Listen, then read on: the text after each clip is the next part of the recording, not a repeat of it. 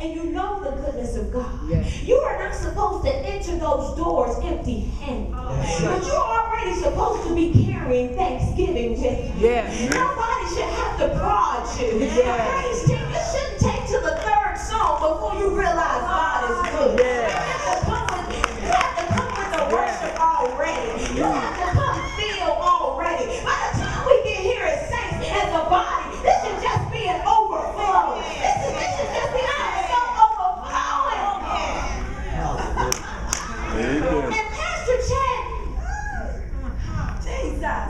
interrupted the service today and reminded you of your worship. This is not the time to slack in your worship. Each person,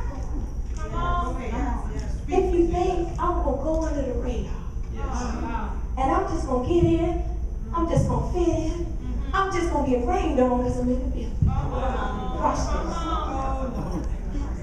In Zechariah chapter 14, verse 17 and 18, it says, "And it shall be that whichever of the families of the earth do not come up to Jerusalem to worship the King, the Lord of hosts, on them there will be no rain."